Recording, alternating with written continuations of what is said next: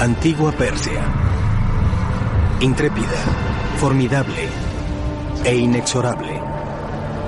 Durante años, envuelta en el misterio, un imperio sin paralelo en conquistas y riquezas.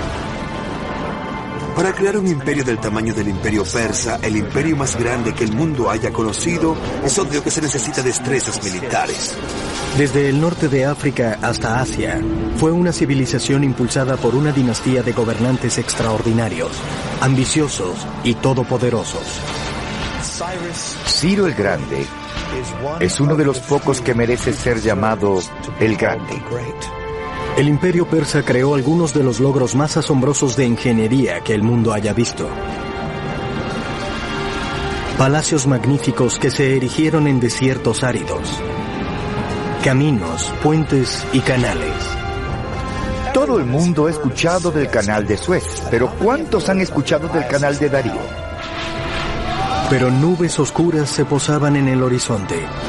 Una antigua rivalidad con Grecia estallaría en un choque épico que cambiaría el curso de la historia y le daría forma al mundo occidental por miles de años en el futuro.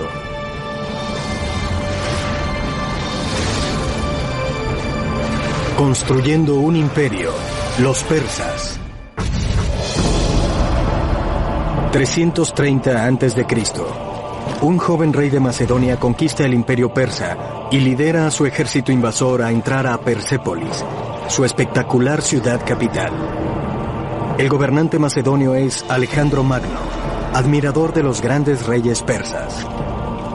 Al ocultarse el sol, la celebración por la victoria griega degenera en una pelea de borrachos.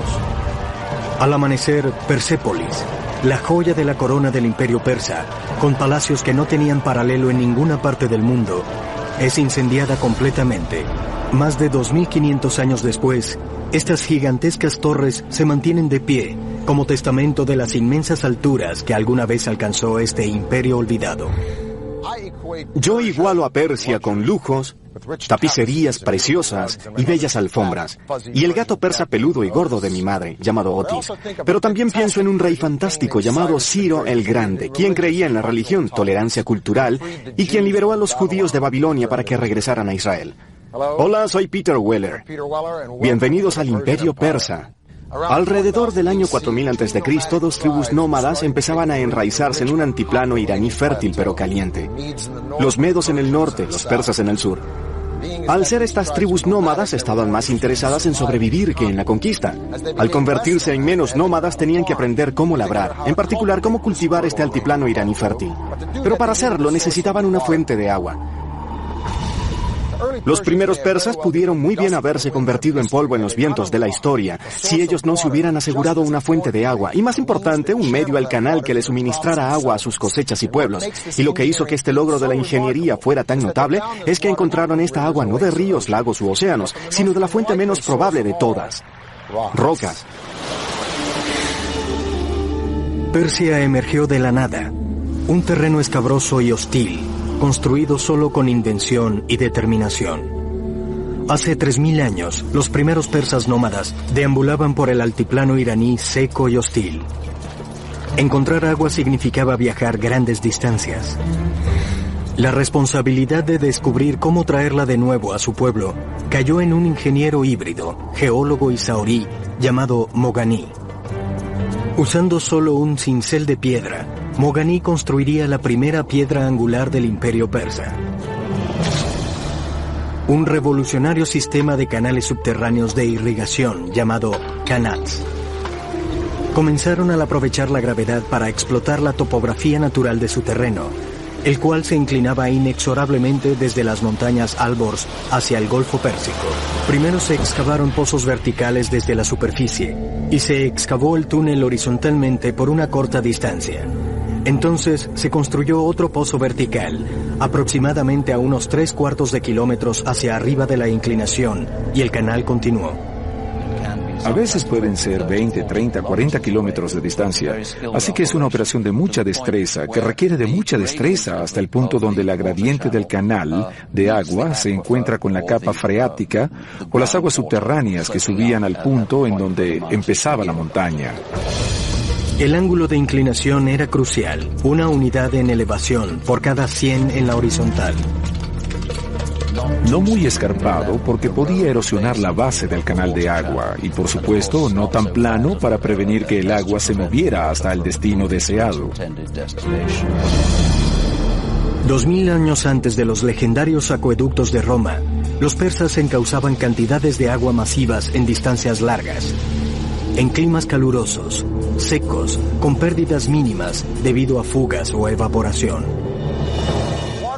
El agua significa alimentos, pero la tecnología de ingeniería para encontrar el agua y trasladarla fue una zanahoria que los persas la mantuvieron colgada frente a sus vecinos.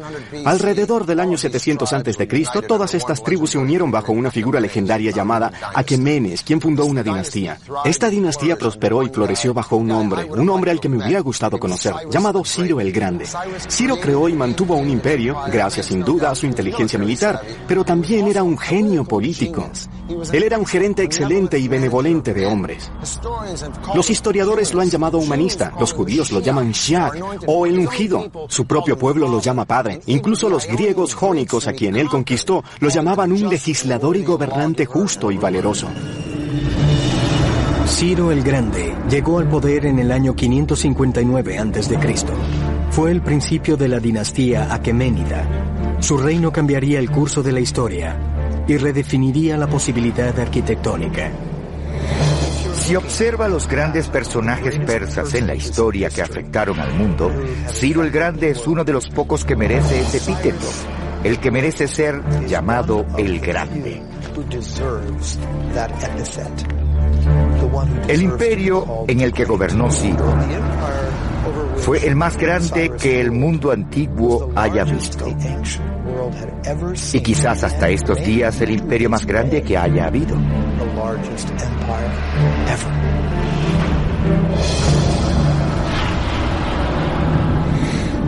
Para el 554 a.C., Ciro había aplastado a todos los rivales y se convirtió en el líder indiscutible de Persia. Ahora era el momento de conquistar al mundo. Y si él iba a construir un imperio, necesitaría una ciudad capital magnífica para reflejar su estatura creciente. En el 550 a.C., Ciro lanzó uno de los proyectos de ingeniería más ambiciosos en cualquier parte del mundo antiguo. La primera ciudad capital del imperio persa en Pasargada, ubicada en el Irán moderno. Ciro era un constructor muy innovador. Y se podría añadir que sus estándares eran particularmente altos. También se puede decir que sus proyectos de construcción reflejaban de alguna forma las tecnologías que encontró en el curso de sus varias conquistas. Como los romanos siglos después, los persas eran prestamistas. Tomaban las mejores y más avanzadas ideas de las culturas que conquistaban y las desarrollaban mucho más en tecnologías únicamente propias de ellos. El arte y la ingeniería de Pasargada llevaron sus influencias tan distantes como a Siria, Egipto y Asia Menor, a miles de kilómetros de distancia. Había trabajadores de piedras, de madera, hacedores de ladrillos y hacedores de relieve. Y sabemos que estas eran personas con frecuencia atraídas de otras partes del imperio. Hoy, 2500 años más tarde, las ruinas en escombros son los únicos remanentes de lo que una vez estuvo aquí. La resplandeciente primera capital persa. Las sobresalientes obras de Pasargada eran sus dos magníficos palacios rodeados de un monumental parque y vastos jardines. Entre ellos, la primera aparición del asombroso jardín Paradisia, un jardín persa cuadrado y cerrado. Los jardines tenían más de 900 metros de canales de piedra caliza esculpida, diseñada de tal forma que el agua entraba por pequeñas depresiones cada 15 metros. Los jardines Paraíso de Pasargada sentaron las bases para muchos de los jardines más magníficos del mundo durante los 2 milenios siguientes. Lo que es particularmente diferente con el Jardín Paraíso es la aplicación del diseño geométrico, así que tenemos diseño rectangular, floral, árboles de cipreses, pasto salvaje, rosas, lirios, todo tipo de vegetación. Este es el concepto del parque moderno según conocemos. Mientras Pasargada era construida, Ciro anexaba a su dominio un reino enemigo tras otro. Pero Ciro era una especie de rey muy diferente. Se negó a esclavizar a sus nuevos súbditos, un concepto revolucionario en el mundo antiguo. Reconoció la validez local, si se quiere, de distintas religiones y creencias y permitió que esas cosas persistieran. En el año 539, Ciro conquistó Babilonia, pero no se presentó a sí mismo como conquistador, se presentó como un libertador que rescataba a esas personas de sus gobernantes despóticos. Entonces hizo algo sin precedentes. Liberó a los judíos. Los judíos habían vivido en cautiverio en Babilonia desde que Nabucodonosor destruyó Jerusalén y a su templo. Ciro los liberó. Ahora, se podría decir, en retrospectiva o historia política, se podría decir que Ciro buscaba un estado tapón entre su propio imperio y un Egipto hostil. ¿Pero entonces qué? El punto es que nunca nadie había hecho algo así, y difícilmente alguien lo ha hecho desde entonces. Subsecuentemente, él es el único gentil en la Biblia del cual se refieren como el Shiach, o el Mesías. Como una vez me dijo un experto distinguido de Oxford, Ciro siempre tuvo muy buena prensa. Es una afirmación muy verdadera. Pero antes de que pudiera lanzar la campaña que hiciera de Persia la única superpotencia del mundo antiguo, Ciro el Grande murió en batalla en el 530 a.C. No vivió lo suficiente para mostrar que realmente pudo haber hecho fuera del campo de batalla. Así que, en ese sentido, puede compararlo con Julio César, que conquistó, pero no vivió lo suficiente. Fue asesinado para unir el imperio que había conquistado. Para el momento en que Ciro murió, el imperio persa tenía 3 capitales: Babilonia, Susa y Ecbatana. Pero escogió ser enterrado en la ciudad que él creó, Pasargada, en la tumba que reflejaba al hombre que la construyó. En la tumba de Ciro, uno de los aspectos que muestra su humildad es que la tumba relativamente no tiene adornos. Es muy sencilla, pero muy elegante. Los ingenieros de Ciro construyeron la tumba en la forma de una estructura occidental de piedra muy sencilla, pero muy pesada. Comenzaron colocando grandes piedras cortadas en rectángulos y usaron rampas, poleas y abrazaderas para construir la tumba en su altura de unos 11 metros. La tumba de Ciro es un monumento muy sencillo y exteriormente modesto para alguien que creó el imperio más grande que se haya visto hasta esa fecha. Y todavía se conserva notablemente bien, luego de 25 siglos. Durante 30 años, ningún poder en la tierra se podría igualar al de Ciro el Grande. Ahora su trono estaba disponible, y se creó un vacío de poder que lanzaría al mundo antiguo al caos. En el 530 a.C., Ciro el Grande, el arquitecto del más grande imperio que el mundo haya conocido, está muerto. Para Persia, su futuro se encontraba en una balanza. Rivales y pretendientes al trono competían por el poder. Entonces, un primo lejano de Ciro, un brillante general, se levantó para asumir el poder. Cuando el humo se dispersó, el imperio persa estaba seguro en sus garras. Su nombre era Darío, y se convertiría, según dicen, en el rey persa más grande y uno de los más grandes constructores de todos los tiempos. Darío llegó al poder enérgico y con un inicio exitoso. Empezó por reconstruir la vieja capital de Susa, con nuevos palacios grandes y adornados con ladrillos vidriados. Hoy la magnificencia de la capital, Susa, incluso se encuentra en la Biblia. Cuando los griegos hablan de los palacios persas, por ejemplo, rutinariamente mencionan a Susa. Cuando en el Viejo Testamento el libro de Esther habla de los palacios persas, mencionan a Susa. Pero el nuevo rey de Persia quería una ciudad capital ceremonial para él mismo. En el 518 a.C., Darío inició uno de los proyectos de construcción más ambiciosos del mundo antiguo. Ubicada cerca de la moderna ciudad de Shiraz, se haría conocida como Persépolis o ciudad persa en griego. Todos los palacios se levantaron desde una vasta plataforma de piedra, diseñada para mejorar la estatura del imperio.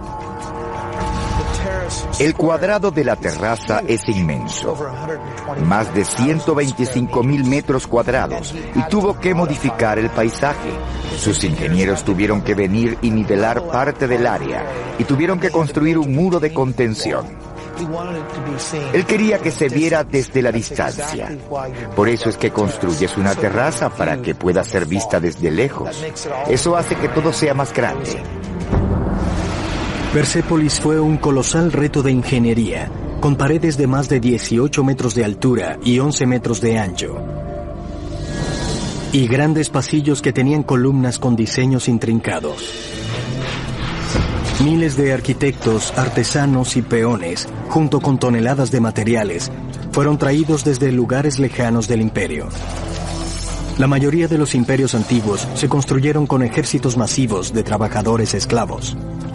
Pero Darío, al igual que Ciro, creía en pagar por el trabajo que construyó los palacios y monumentos de Persia. A cada trabajador le daban su tarea, la tarea de hombre o mujer, debido a que también encontramos mujeres en la fuerza de trabajo. Dependiendo en la escala, era la calidad que traían al trabajo y eran pagados según esto. No se escatimó en gastos. Persépolis sería el monumento emblemático del poder y la gloria persa. Primero que nada es importante recordar el origen de los propios persas, es decir, que este era un pueblo nómada. Vivían en tiendas de campañas, levantarían sus tiendas y se irían a algún otro lugar y colocarían de nuevo sus tiendas. Las tiendas cada vez se hicieron más elaboradas. Lo que tenemos en Persépolis es una tienda que se convirtió en piedra.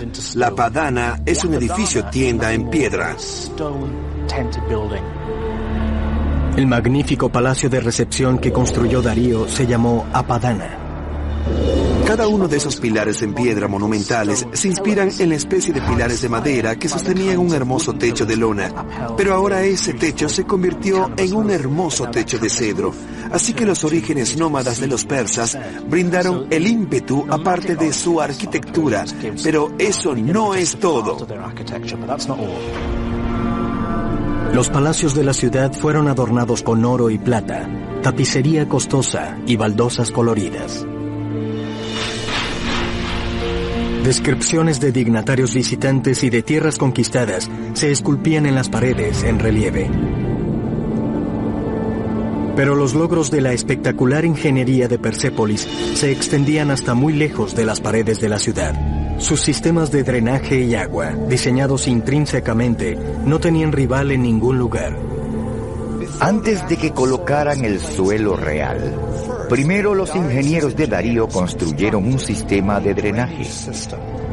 Instalaron tuberías de drenaje. Estas serían cubiertas. El agua también se trajo con el sistema Ganat. Pero entonces esas tuberías de drenaje que drenarían la emanación para afuera fueron llevadas debajo del terreno por debajo de la superficie, en donde los visitantes nunca la verían. Incluso en sus proyectos más ambiciosos para mejorar los monumentos del imperio y su infraestructura, Darío nunca dejó de extender sus dominios.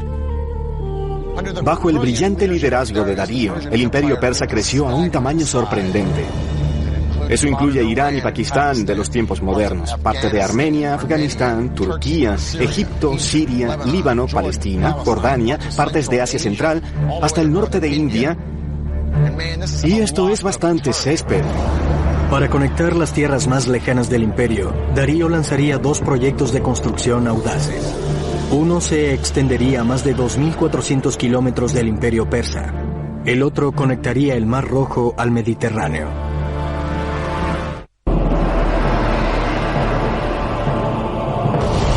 Bajo el mandato de Darío el Grande, el imperio persa creció en proporciones sorprendentes. Ahora él quería consolidar y conectar las partes más lejanas de su gran reino. 515 a.C. Darío ordena a sus ingenieros construir un extenso camino de piedra que entrelazaría el imperio desde el norte de África hasta la India. Con una extensión de más de 2.400 kilómetros, él lo llamaría el Camino Real. Este fue un logro de ingeniería importante porque tenía que atravesar montañas, bosques y desiertos. Es típico que la tierra sea compacta, endurecida. Por ejemplo, quizá no hayan tenido asfalto, pero sin duda tenían conocimiento de cómo compactar la grava o rocas pequeñas. Hacer un camino de piedra es vital en un terreno en donde podría estar a un nivel hidrostático alto. No quieres que tus pies queden atascados en el barro. No quieres que tu carruaje quede atascado en el barro, así que tienes que levantar el camino. Eso significa colocar una especie de superficie inicialmente que, ya sea que absorberá el agua subterránea o no permitirá que el agua desplace el camino. El camino real estaba unido por 111 estaciones de descansos y hoteles cada 29 kilómetros, en donde los viajeros podían comer, dormir y cambiar a caballos descansados. Para la seguridad, se colocaban cuidadores a todo lo largo del camino. Hablaré con mi buen amigo el Dr. Lloyd Llewellyn Jones de la Universidad de Edimburgo, profesor de Historia Antigua. Le preguntaré esto, ¿era tan seguro? Esencialmente sí, creo que lo que Darío logró hacer aquí fue un logro increíble. Aquí estamos parados en Turquía y podíamos tomar una ruta directa hasta Irán Central. Eso iba muy bien. Si íbamos a caballo e íbamos desde un... ¿Cuán rápido? Bien, si íbamos a caballo e íbamos desde una de estas guarniciones a otra guarnición cada 24 kilómetros, cambiaba a caballos descansados. ¿Podíamos hacerlo en unos 6 o 7 días quizás? 6 o 7 días, así que podía enviar mensajes en este camino. Sí, definitivamente. Y para el comercio es una fortuna, como se podrá imaginar. Este camino cortaba tantas cosas. No seguía un camino formal, tenían que cruzar ríos. Así que esto cruzaba el Tigris, cruzaba, digamos... Por barco. Por barco, correcto. A veces se adhería a lados de montañas, a veces a lados de ríos. Así que el terreno era cambiante. No se drena ni nada por el estilo, así que no es tan avanzado como los caminos romanos de los períodos más tardíos. Así que no tenía un sistema de zanjas. No, nada por el estilo, pero quizá tenga unos 6 metros de ancho con una especie de base cincelada que era buena para el tránsito de caballo y ese tipo de cosas. Exactamente. Lloyd, fue un placer hablar contigo. Sí, gracias por habernos ilustrado sobre este increíble camino. No es nada. Pero Darío no había terminado. Aún había un territorio que controlar firmemente. Las vastas riquezas del norte de África. Y estaba decidido a construir un paso allá. Hizo que sus ingenieros divisaran un canal gigante que uniera el mar Mediterráneo con el mar Rojo. Todo el mundo ha escuchado del canal de Suez, pero ¿cuántos han escuchado sobre el canal de Darío? Lo que Darío hizo, construyó un canal de este a oeste que tenía 247 kilómetros de largo. Con el conocimiento de hidrología de los persas, los ingenieros de Darío usaron herramientas de excavación hechas de bronce y acero para primero abrir el canal, luego despejar cualquier arena transportada por el viento y alinearla con piedra, lista para que sus barcos zarparan. Tomaría 7 años terminar el paso de 247 kilómetros de largo, con una masiva fuerza de trabajo de cortadores de piedra y constructores de canales egipcios. Partes del canal entre el Nilo y el Mar Rojo, de hecho, no eran canales navegables, sino puntos a lo largo donde los barcos podían ser arrastrados hasta que alcanzaran otra porción más profunda en donde podían de nuevo seguir navegando en su curso. Darío dijo, yo, Darío, rey de los reyes, conquistador de Egipto, construí este canal. Él comunicó el Mar Rojo con el río Nilo para el comercio y dijo, y los barcos fueron traídos por mi canal. Para el 500 a.C., Persia era el imperio más grande que el mundo hubiera visto. Incluso excedía el tamaño y riqueza de Roma en su momento cumbre, 4 siglos más tarde. Persia era invencible, y su apetito por conquista había comenzado a asustar a un poder emergente al otro lado del Mediterráneo, las ciudades-estados de Grecia. Solo una pequeña información geográfica. Este cuerpo de agua acá es el Mar Negro. Este pequeño cuerpo de agua aquí es el estrecho de Bósforo. Eso conecta el Mar Negro con el Mediterráneo. Así que estoy parado en Asia, o en Asia Menor si quieren, y aquella tierra es Europa. Ahora, Darío aplacó una revuelta de algunas ciudades en la costa de Turquía, pero esta revuelta fue apoyada por Atenas, así que Darío quería enseñarle una lección. Marcharía hacia Grecia y atacaría esa ciudad. ¿Pero cómo lo haría? Tenía que ir cruzando el mar. Bueno, tomó un puente de barcos, de pontones, si se quiere, y los alineó desde este punto a ese punto, e hizo marchar a un ejército. Así que Heródoto dijo, de 70.000 hombres al otro lado de la ciudad para atacar a Grecia. Asombroso. Los ingenieros persas conectaron un lado del Bósforo con el otro, al barrenar los botes lado con lado para formar una base. Luego construyeron un camino en el tope, y unieron a Asia con Europa. Este era un sistema de tablones y debajo de eso había un sistema de tierra compactada que quizás secaba la madera para mantener básicamente el camino estable.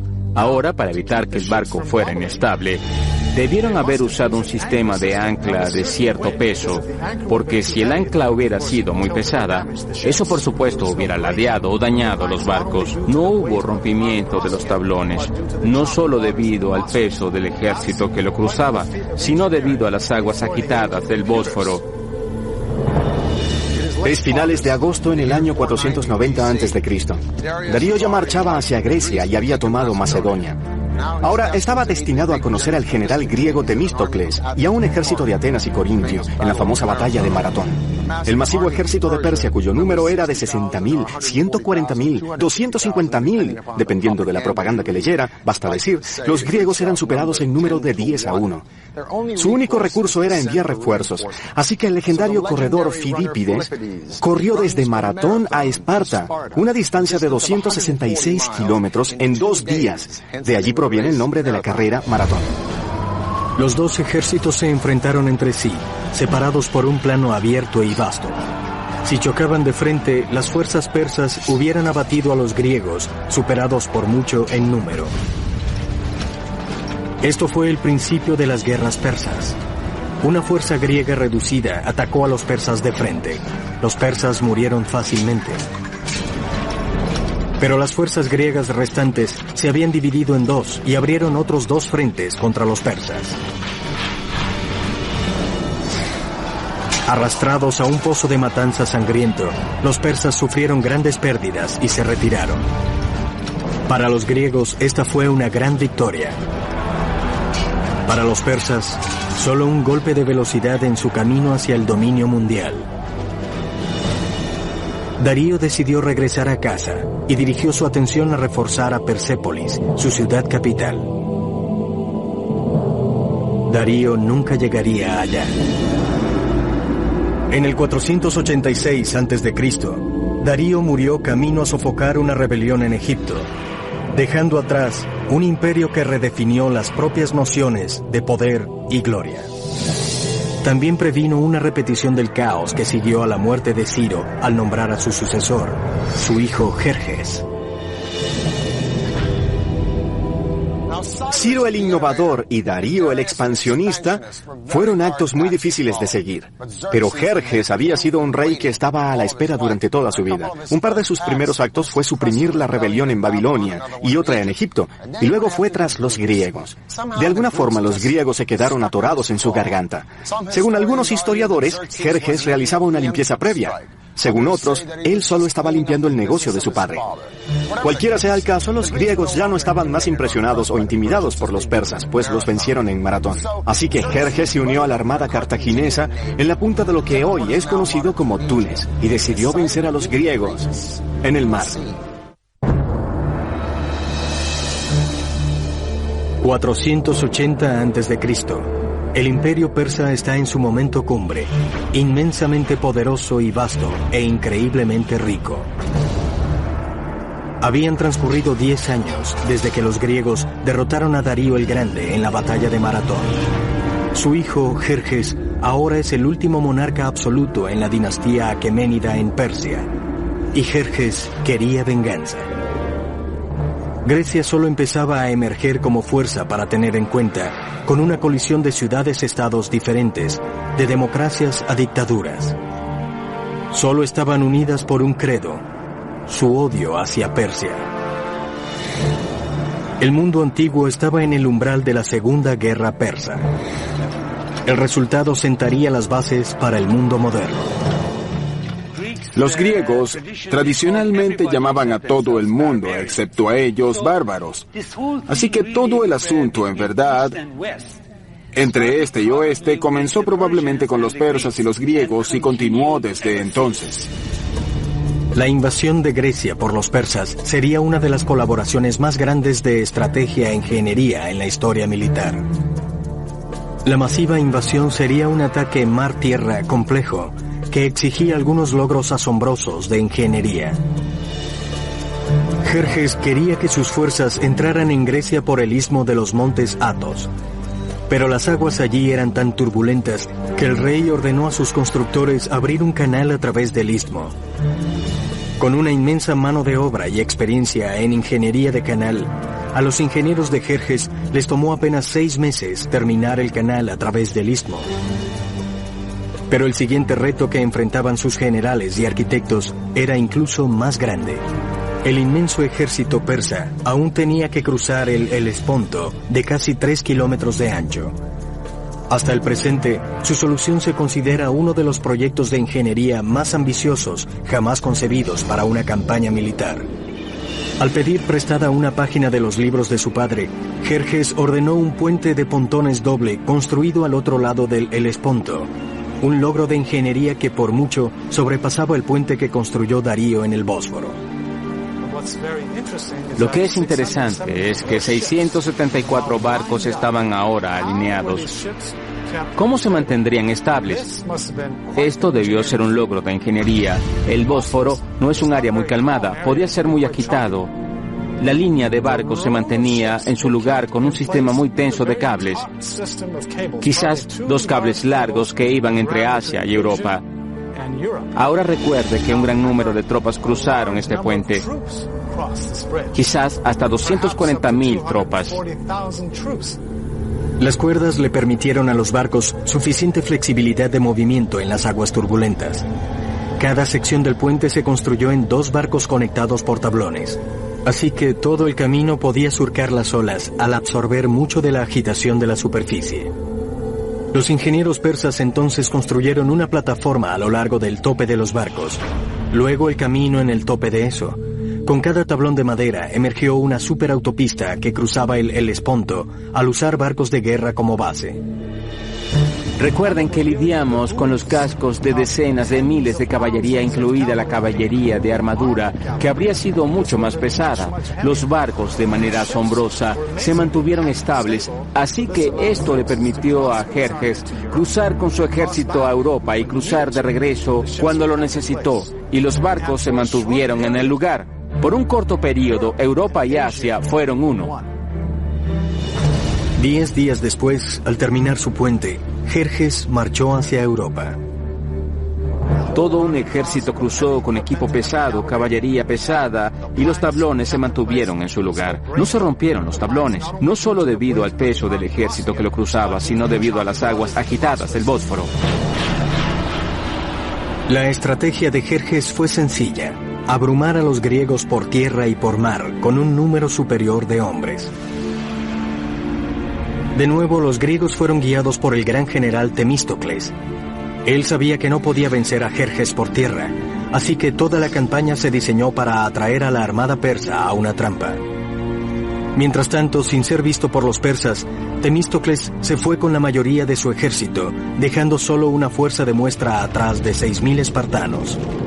El 4 de agosto del año 480 a.C., los 2 ejércitos se encontraron en un lugar escogido por los griegos, las Termópilas, un paso montañoso tan estrecho que solo una carroza a la vez podía pasar. Durante días, el ejército persa estaba atascado en un cuello de botella en el lado equivocado del paso, justo como lo habían planificado los griegos. Al igual que su padre antes que él, Jerjes iba a caer sin saberlo en una trampa griega. Cuando finalmente cruzaron el estrecho paso, los persas destruyeron fácilmente la escasa fuerza espartana que Temístocles había dejado atrás como señuelo, y marcharon hacia Atenas. Pero cuando Jerjes llegó a la ciudad, Atenas estaba desierta. Jerjes sospechó que había sido engañado y haría que el pueblo de Atenas pagara por ello. Durante generaciones, la tolerancia con sus conquistados había sido el sello distintivo de los reyes persas. Esta vez no fue así. En un comportamiento para nada acorde con los persas, Jerjes incendió Atenas por completo. El rey persa lo lamentó inmediatamente y la mañana siguiente ordenó que la reconstruyeran. Pero era demasiado tarde. El daño estaba hecho. Su momento de ira regresaría para acechar a Persia casi 200 años después. Pero esta guerra aún estaba muy lejos de terminar.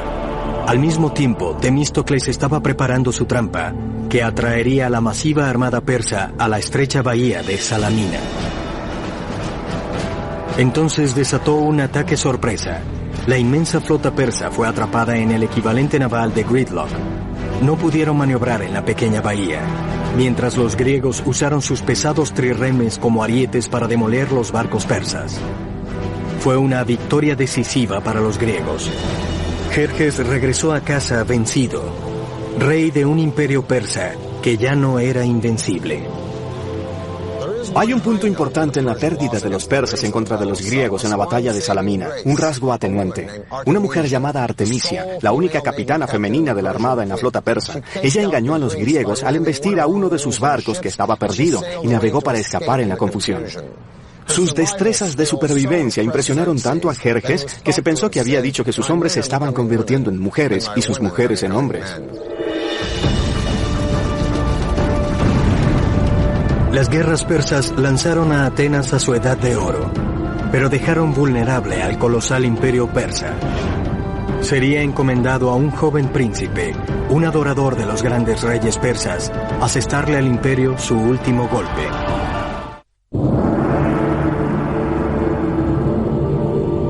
En el año 480 a.C., los griegos habían vencido a la flota persa en Salamina. El aura de invencibilidad que rodeaba al imperio había desaparecido. Pero aún habría días de poder y gloria para el imperio persa. 15 años después, en el 465 a.C., el rey persa Jerjes murió. Jerjes le dejó el imperio a su hijo, Artajerjes, quien estaba decidido a recuperar los días dorados de Persia. Comenzó al dirigir su atención a un proyecto de construcción que había sido iniciado por su abuelo Darío. 4 décadas después de comenzada, Persépolis, la magnífica ciudad capital, aún estaba en construcción. Ahora, Artajerjes inspeccionaría uno de los últimos grandes proyectos de ingeniería del imperio persa. Hoy lo conocemos como un notable pasillo de 100 columnas. Sabemos que el pasillo verdadero, con unas columnas de 200 por 61 metros, casi era el cuadrado perfecto. Lo que es notable de las columnas de Persépolis es que cuando ve todo el pozo y estas cosas levantarse, sabe a cientos de metros en el aire, no hay ninguna pieza de desplazamiento, es una vertical perfecta. Estaban trabajando con lo que podemos considerar ser herramientas primitivas, solo mazos de piedra y cinceles de bronce. Eso es todo. La acanaladura en las columnas de Persépolis es tan precisa. Sin embargo, es evidente que es el trabajo de artesanos maestros. Las columnas están construidas en tambores, 7 u 8 tambores apilados encima de los otros. Esto se hace al colocar andamios en toda el área alrededor de la columna y luego con una grúa de madera, literalmente mover cada tambor de columna en el lugar. Cualquier rey cliente, cualquier gobernante desde la distancia o incluso cualquiera que entrara en ese pasillo quedaría tan impresionado por la amplitud de él y por este bosque de columnas que se extendían casi tan lejos hasta donde los ojos pudieran ver. A lo largo del imperio, los persas aún seguían produciendo algunos de los logros más extraordinarios de la ingeniería del mundo antiguo. En el 353 a.C., la esposa de un gobernante local comenzó a trabajar en una tumba magnífica para su esposo moribundo. Su tributo para él sería una maravilla de la ingeniería y se convertiría en una de las 7 maravillas del mundo antiguo, el mausoleo de Halicarnaso. El monumento en mármol se levantaría a una altura de unos 42 metros, con un gran jardín encerrado. El techo era una pirámide, con escaleras a cada lado, un camino al cielo. Más de 2.500 años después, la tumba del presidente de Estados Unidos, Ulysses S. Grant, en la ciudad de Nueva York, se diseñaría basada en el mausoleo de Halicarnaso. Para el siglo IV a.C., la ingeniería persa aún seguía siendo la mejor del mundo. Pero debajo de las columnas elevadas y los palacios brillantes, las propias bases del imperio se estaban derrumbando, y sus enemigos pronto estarían a las puertas. Cuando Atenas apoyó una rebelión en Egipto y los griegos ocuparon la ciudad capital de Memphis, Artajerjes abandonó Persépolis y sus proyectos de edificaciones y lanzó una campaña militar para sacar a los griegos de Memphis y traer a Egipto bajo el control de Persia otra vez. Sería la última gran victoria del imperio persa, porque en el año 424 a.C., Artajerjes murió, dejando un vacío de poder y 8 décadas sólidas de lucha interna rampante y negligencia. Y mientras que el imperio persa estaba envuelto en conflictos internos y corrupción, un príncipe joven de Macedonia estudiaba a Herodes y los relatos del gran héroe de Persia, Ciro el Grande. Y este príncipe de Macedonia pondría sus ojos en conquistar al mundo. Su nombre es Alejandro. En el año 336 a.C., un familiar distante de Artajerjes llegó al poder. Tomó un nombre real: Darío III. Siempre sería recordado como el rey que perdió el imperio. En los 4 años siguientes, Alejandro y Darío III se encontraron frente a frente en una serie de batallas feroces, cuando el ejército de Darío III fue hecho retroceder hasta sus propias puertas. En el año 330 a.C., Alejandro estaba a las puertas de la joya de la corona del imperio, la ciudad capital de Persépolis. Alejandro adoptó la política persa de respetar al vencido. A ninguno de sus hombres se les permitió el pillaje o saquear las tierras que habían conquistado. Pero ¿cómo controla a tantos soldados luego de una victoria al imperio más magnífico del planeta? Bueno, quizás los soldados eran incansables o quizás sentían resentimiento o recordaban las historias de cómo Atenas había sido quemada por Persia. En cualquier caso, en Persépolis los dejaron ir. Se realizaron grandes celebraciones luego de su victoria y durante esas celebraciones el tesoro fue robado. Y se llevó a cabo uno de los más tristes actos de incendios premeditados en la historia del mundo. Persépolis fue incendiada. Alejandro no estaba interesado en destruir cosas. Quizá incendiaron Persépolis porque era algo simbólico. Y también la quemó para convertirla en un gesto simbólico, no un gesto destructivo. Debió haber habido tapicerías maravillosas y cosas por allí. Y sin duda el fuego quizá empezó de manera accidental, tanto como a propósito, porque si en verdad quería ser un rey aqueménida, la última cosa que debió haber querido hacer era destruir Persépolis. Pero no había bomberos. Y una vez que el fuego se había apoderado, dejó su marca por todo el lugar. Darío III escapó de ser capturado, pero en el verano del 330 a.C. fue asesinado por un aliado cercano. El último rey aqueménida había muerto. Alejandro le dio a Darío III un funeral magnífico, y luego incluso se casó con su hija. Alejandro se declaró rey persa aqueménida, y añadió el capítulo final a la historia del imperio que se había extendido por 3 continentes y había perdurado por más de 2700 años. Alejandro, admirador de reyes persas, persiguió a los asesinos de Darío y los mató él mismo. Alejandro creía que solo los reyes tenían el derecho de matar a reyes, pero de hecho hubiera asesinado a Darío. Quizás no, porque Alejandro no creó un imperio, lo conquistó. El imperio ya estaba allí, creado por Ciro el Grande. Ahora, el genio de Alejandro era elegir por votación y usar Persia, un imperio que existía desde mucho antes de que Alejandro naciera. Un imperio cuyo legado de cultura, sofisticación y lujo estaría por allí mucho después de que muriera Alejandro. Para The History Channel, soy Peter Weller.